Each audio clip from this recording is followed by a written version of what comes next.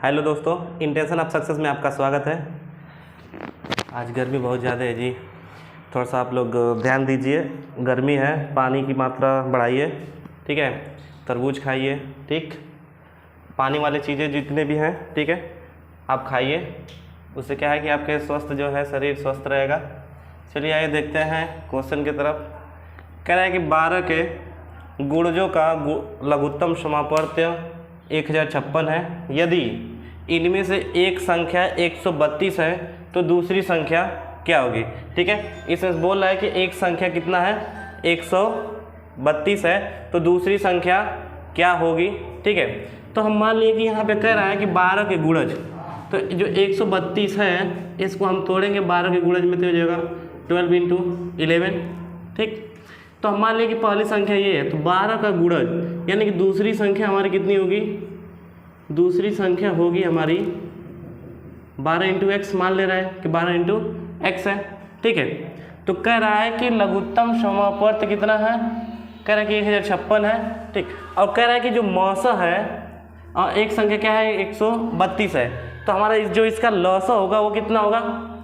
तो इसका अगर हम लौसा निकालेंगे, इसका हम लौसा निकालेंगे तो कितना होगा, ये हो जाएगा हमारा 132 एक्स हो जाएगा, ठीक है।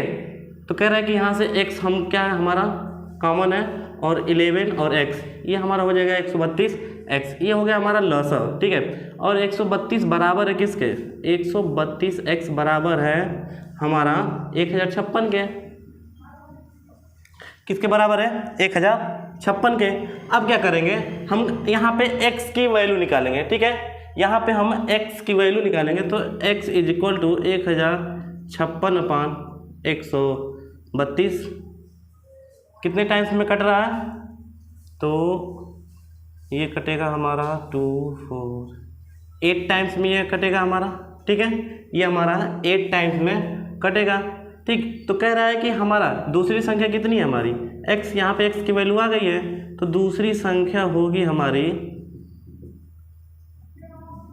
12 इंटू 8 इज इक्वल टू 96, ठीक है। तो दूसरी संख्या हमारी निकल गई कितनी, 96।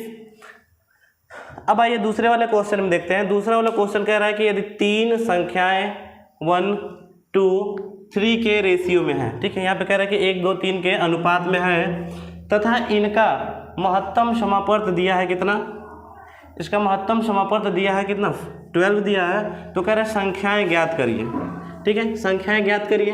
तो कह रहा है कि 1 2 3 के रेशियो में है, तो हम मान लिए, माना संख्याएं कितनी होगी हमारी, ठीक है। संख्याएं मान लिए x 2x और 3x है, ठीक है। तो कह रहा है इसका मौसा कितना होगा, महत्तम समापवर्तक कितना होगा, इन संख्याओं में महत्तम समापवर्तक होगा हमारा x, ठीक है। और यहाँ पे दूसरी वाले दिया है कि इनका मौसा कितना है, इसका मौसा दिया हुआ है हमारा 12 दिया है, ठीक है। तो यहाँ पे x इज इक्वल टू किसके बराबर होगा, 12 के बराबर होगा, ठीक। अब ये संख्याएं जो हमारी हैं वो कितना हो जाएंगी, तो संख्याएं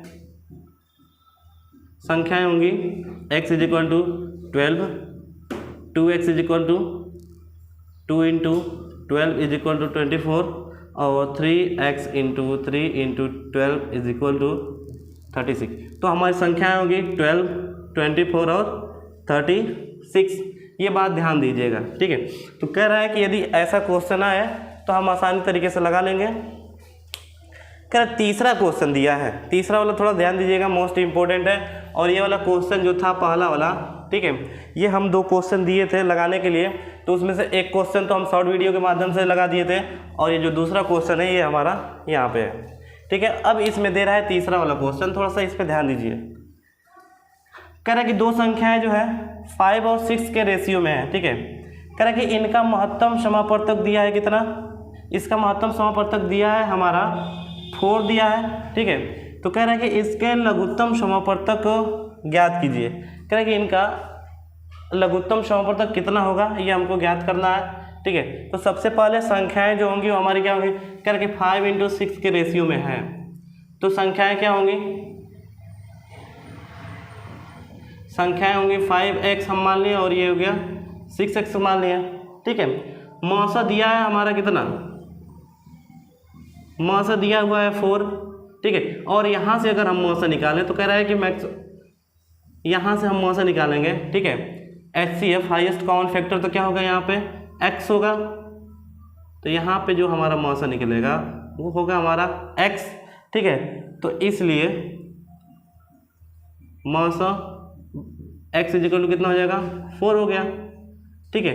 तो कह रहा है कि लघुत्तम समापवर्तक क्या होता है, लघुत्तम समापवर्तक होता है जिसमें कॉमन तो होगा ही और साथ में जो न कटे वो भी हम मल्टीप्लाई करते हैं, तो इसका लॉस हो जाएगा डायरेक्टली।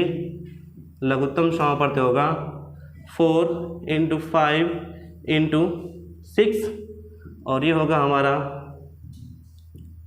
20 × 6 = 120, ठीक है। या तो फिर हम ऐसा भी लगा सकते हैं कि हम इनको संख्याएं ज्ञात करें, तो संख्याएं हमारी होंगी क्या चीज़, संख्याएं होंगी हमारी 5 × 4 = 20 और यहाँ पे 6 × 4 = 24। अब इसका हम एलसीएम निकाल दे रहे हैं 20 और 24 का, तो 4 टाइम्स में काटेंगे तो ये कटेगा 5 और ये होगा 6, तो जो इसका एलसीएम होगा 4 × 5 × 6 = ठीक है, इक्वल टू कितना हो जाएगा हमारा 120, ठीक है। तो हम ऐसे भी लगा सकते हैं वैसे भी लगा सकते हैं, ठीक है। आपको जिस तरीके से समझना है आप समझिए, ठीक, बस आना चाहिए, मेथड कोई भी हो बस आना चाहिए। चलिए अब देखते हैं नेक्स्ट वाला क्वेश्चन जो है हमारा, ठीक है। तो नेक्स्ट वाले क्वेश्चन में क्या दिया हुआ है, कह रहे कि ऐसी दो संख्याएं ज्ञात कीजिए जिनका योग 216 तथा महत्तम समापवर्तक 27 हो, ठीक है। कह रहे कि ऐसी दो संख्याएं ज्ञात कीजिए जिनका योग, ठीक है, 216 तथा महत्तम समापवर्तक 27 हो, ठीक है। तो हम मान लिए कि संख्याएं क्या होगी, देख महत्तम समापवर्तक क्या होता है,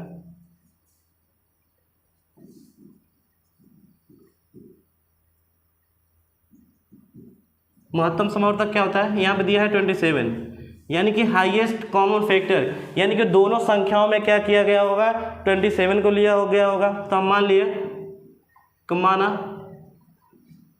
संख्याएं जो रही होंगी वो हो गया होगा 27A ये पहला, और जो दूसरा होगा हमारा वो 27 हम B मान लिए, ठीक है। तो महत्तम समापवर्तक क्या होगा 27, यानी दोनों में मैक्सिमम कॉमन है, ठीक है। अब क्या है, तो कह रहा है कि इनका योग 216 हो, 27A + 27B = 260, ठीक। अगर 27 को हम कॉमन कर दें तो A + B = 216 होगा, ठीक। अब कह रहा है कि यहाँ से अगर हम डिवाइड करेंगे तो A + B = कितना आएगा 216/27, ठीक।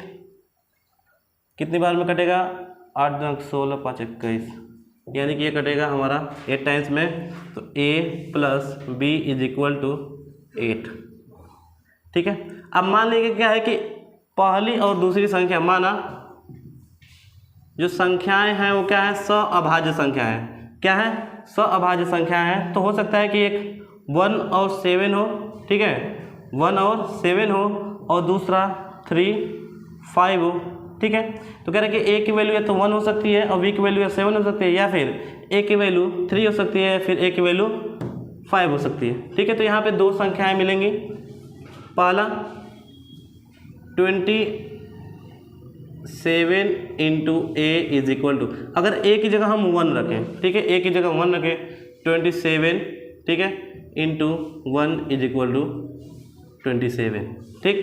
दूसरा होगा 27 × B = 27 × 7, 7 7 4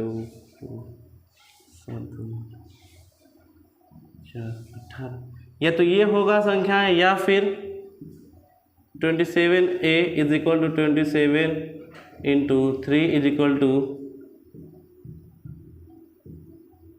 81, या फिर 27b is equal to 27 into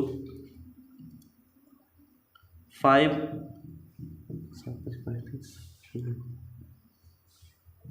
या फिर ये दोनों में से कोई भी संख्याएं हमारी हो सकती हैं। ठीक है, ऐसे क्वेश्चनों को थोड़ा सा ध्यान देना पड़ेगा हमको। हम मान लेंगे कि दोनों संख्या क्या है, सो अभाज्य संख्याएं हैं। ठीक है, और बाकी इसके अलावा कोई भी रखेंगे तो क्या होगा, जो इसका महत्तम समापवर्तक होगा वो अलग अलग आने लगेगा। ठीक है, थोड़ा सा ये इम्पोर्टेंट क्वेश्चन है, इस पर आप लोग थोड़ा सा कंसंट्रेशन बना के रखिएगा। ये चौथा वाला, ठीक है, इम्पोर्टेंट क्वेश्चन है। एसएससी के क्वेश्चनों में एसएससी के एग्जामों में बहुत ज़्यादातर पूछा जाता है। चलिए ये पांचवा वाला क्वेश्चन करते हैं। देखिए पांचवा वाला क्वेश्चन थ्योरेटिकली है, बस आपको समझना है। ठीक है, अगर आप थ्योरेटिकली समझ गए तो ये क्वेश्चन भी लग जाएगा।